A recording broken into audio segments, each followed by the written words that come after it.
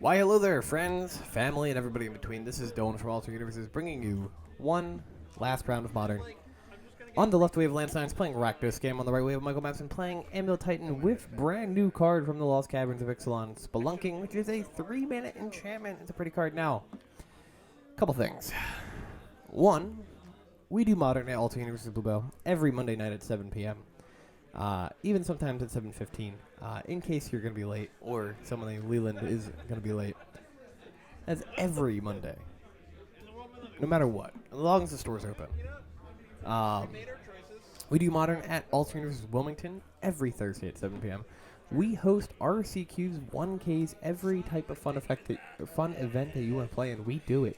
Pre-release, draft, legacy. And speaking of RCQs, there's an RCQ coming up on Sunday, December 10th, at Alternate Universes Holmes. It is a Modern RCQ, as this is the Season 4 Modern. And let's do one last ad read for you folks. There is a 64-player cap on this event. Pre-registration is open. You can call Alternate Universes Holmes with your card to pre-register. Registration opens at 11 a.m. Tournament will begin at noon. First and second place will get an invite to the regional championship, an amount of store credit, and a foil full art Death Shadow. Top 8 will receive store credit as well, and a non-foil Death Shadow. And it has a prize scaling effect. When we reach 36 players, we will add $30 for credit to the top 8 prize pool for each additional player. For example, if we get 45 players total, we will add 270 store credit to the prize pool. You also get a cool pin if you top 8 the RCQ and some other stuff. Yeah. Now, you might have noticed I said our final round of Modern, or the final time. I am no longer an employee of Alternate Universes after today. I will be starting my new job soon, and I do not know what's going to happen to the channel.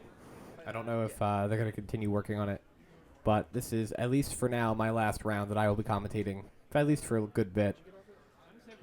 So, let's do it right. Mapson has an Amulet in hand. We have a Civic Growth Chamber. We are resolving an Expedition map that came off of the Urza Saga. Now, Mapson forgot to grab the Urza Saga, or the Expedition map, which is what you're going to see here. But he did resolve the fetch effect, which is funny. Lance has a Fury on the board, a Dothy Voidwalker, and a Ragavan. Now, I know Lance was talking about holding the Fury for a potential Dryad of the Elysian Grove, because it is a card that can just lose you the game if Amulet finds it. It is a big game. Card is very good. There's a Arboreal Grazer getting put into play, which will put the bounce land back into play. Going to 3 mana. Play Dryad of the Elysian Grove, most likely. It's like a self-fulfilling prophecy. When you go, I won't play around this card, your opponent has it. Now, Spelunking is in hand. We can see that in the far right here. Spelunking, again, 3-mana enchantment from the Lost Caverns of Ixalan. Pretty cool effect, actually. So, what it does is, when it enters the battlefield, you draw a card and you put a land into play. And then all of your lands enter the battlefield untapped. Now, that is, of course, non-interactive with Amulet. They do kind of compete with each other with their effects. But the thing is, if, Spelunking is on the board, and you play a bounce land, it just comes into play untapped, so you just tap it anyways before the bounce trigger happens. But yeah, you enter the battlefield, draw a card, you can put a land card from your hand onto the battlefield, and if it's a cave, you gain 4 life. Now, we're not really playing any caves yet. I imagine there's going to be a couple that get tested in Titan fairly soon.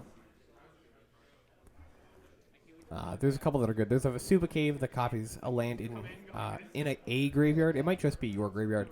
And then there's one that exiles up to 3 cards from a graveyard, and it taps for that. The colors of the cards you exiled. So those are the 2 caves that I think might be worth playing. The green common one is like almost there, but it's Discover 4, and we don't really have that many great things to discover into. Alright, there's a Primeval Titan here. Now this is going to probably be the turn that Mapson kills Lance. Lance not having interaction for Dryad means that Mapson can go get Boros Garrison and Vasuba, have the Vasuba enter as a copy of the Slayer Stronghold, give the Titan haste, attack in, and just do good old Amulet things. Now, we have 3 lands in play. The Titan trigger will only get 2 lands, so if it's 2 Valakutes, it's not going to be enough to do anything. Because you need 6 lands with Dryad in play.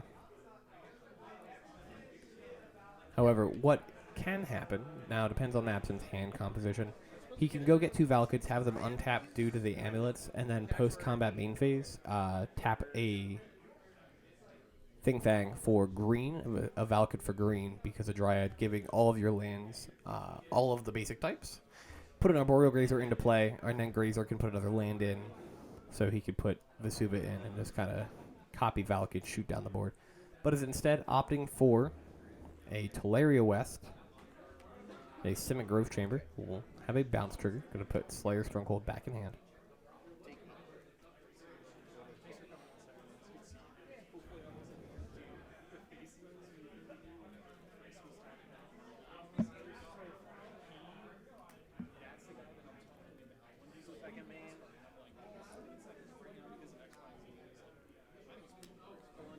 Right. Going to see Spelunking cast here. Draw a card. Put a land into play.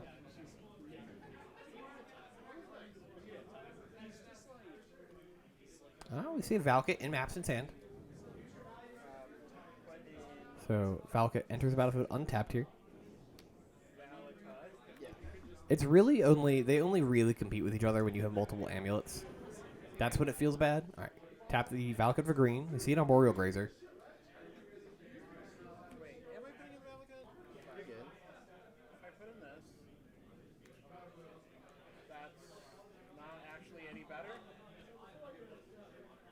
Very well could tap the Valakut for green that's currently face down. I think he's deciding if that's what he wants to put in at the expiration.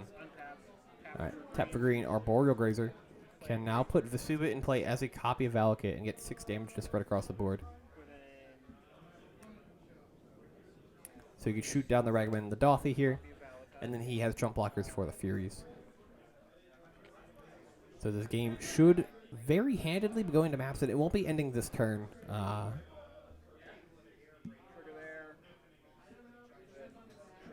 But as long as Mapson is able to keep the Dryad on the board, he should be able to win the game. Orchestra Masters pings Mapson down to 6.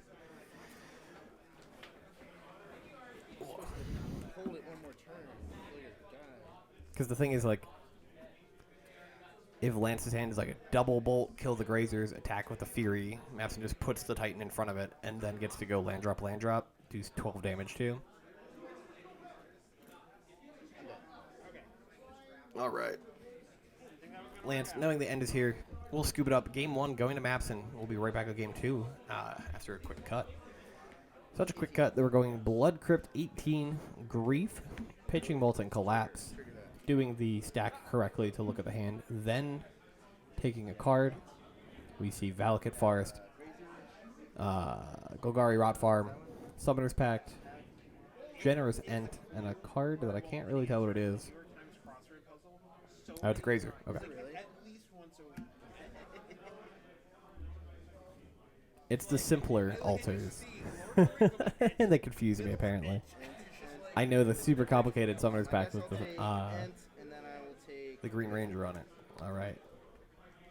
We'll be ripping the Grazer and the Ent away from Mapson. Forest Amulet.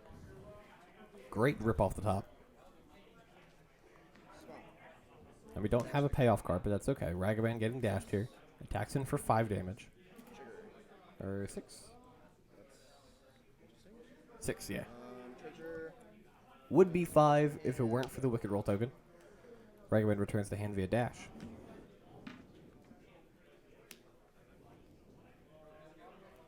Treasure created.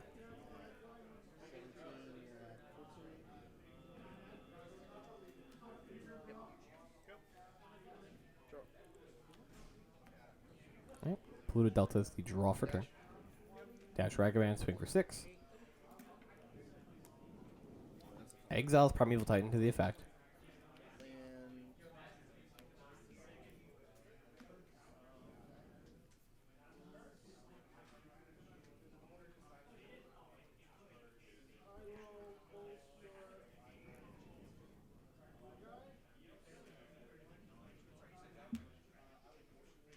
Crumbling Vestige will make a mana and untap. Unfortunately, no copy of the One Ring here from Absent to Cast.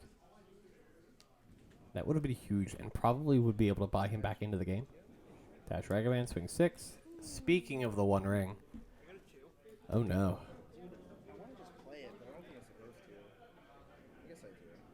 That's his hand consists of 2 Furies here. Does have 3 treasures and a land he just cracked to fetch with. Is able to cast the One Ring if he so wishes.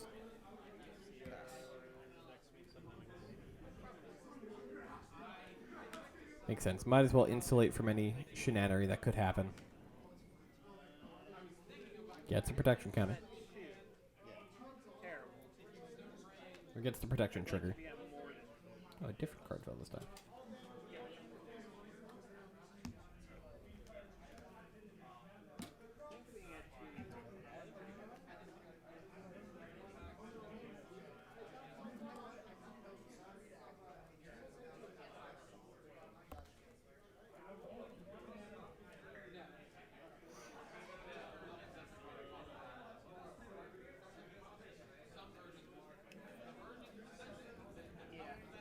Has Ragavan Double Fury. Mapson just going to scoop it up. Game 2 going to Lance here. And this is a quick match, folks. Both players very good. Notably, what I would argue is either professional or former professional or semi-professional, depending on who we're talking about here. Magic players. Lance just split the funds of our RCQ that we hosted last Saturday, which I know in context is the Saturday before Thanksgiving. Of 2023. I guess you could watch this next year and be like, what Saturday was it? Oh. Alright, Otawara Amulet here for Mapson. We have a Fury Scam happening. Pitches the Bolt to it. Comes back with a Wicked Roll token. Mapson takes a draw. We have the bounce land into Dryad, the ideal turn 2. I see bounce land, 3 mana, picks up the Otawara. Does have Dryad of the Elysian Grove.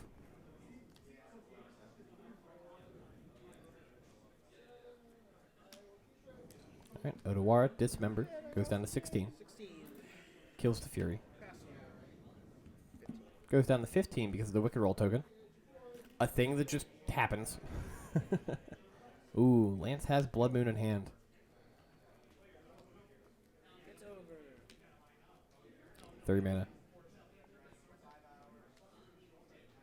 Looks like we're casting Spelunking here. Lance dropping cards. Alright, Spelunking draw.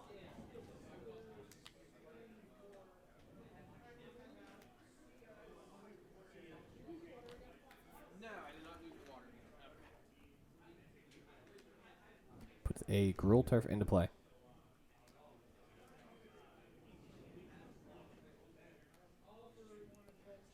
Now we have land drops from the Dryad available. Could play. Actually, no, you can't. I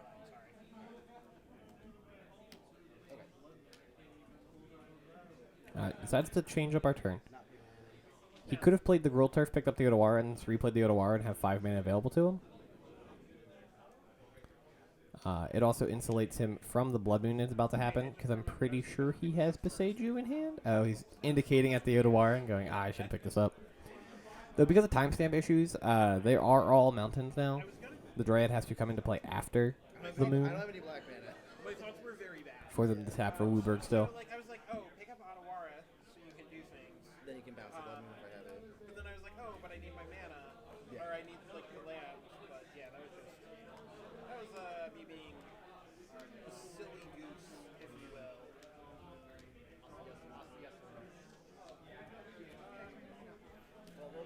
Maps attacks for 2 here.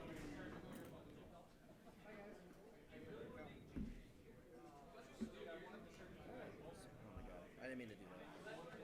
Fable. Alright, Fable the Mirror Breaker. We'll go to 1, says go, makes a Shaman.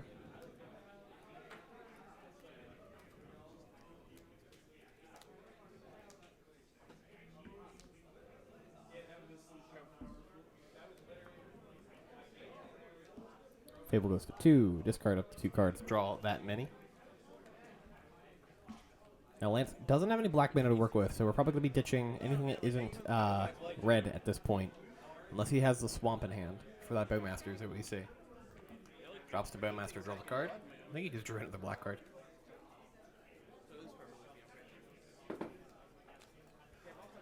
Granted, that shaman token, or that goblin token, I guess this is also a shaman token. That goblin token is going to make a treasure, which will allow Lance to have access to black mana. Dryad blocks. Alright, we're going to Grief Scam here, pitch the Bowmasters. Resolve the effect, look at Mapson's hand. Coffee, very mid right now. I haven't talked about my coffee. This isn't like a normal thing. Alright, we have Grazer and Pact. We'll take both the spells. And you have Seiju. Okay. Now, one thing Mapson could have done here is Pact in response to the Grief. Get Generous Ent, cycle Generous Ent, get a Forest, and then die to the Pact. As the Forest is not in play. But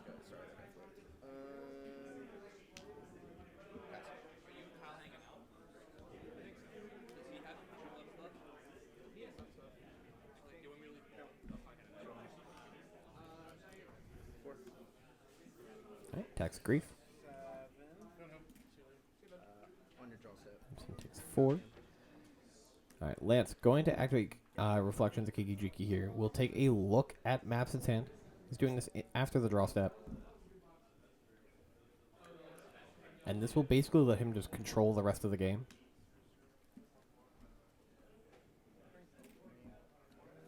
Mapson only really gets 1 block here with his creatures. And not even, because Lance can, like, do what he's doing now, take any good cards that Mapson may or may not draw, and then in his turn, just make the Reflection copy. And then have 2 men as attackers. I believe that is a concession. And Lance will be taking 2-1 with Rakdos game over Amulet Titan. And folks, in these last couple seconds, I just want to thank you all for, if you're subscribed to the channel, if you just watched this video, anything really, it is greatly appreciated. I will miss doing this content every week. It's just one of my favorite parts of the job. And yeah, that's really it. So, thank you for watching, everybody, and for the last time, have a great rest of your day. Goodbye.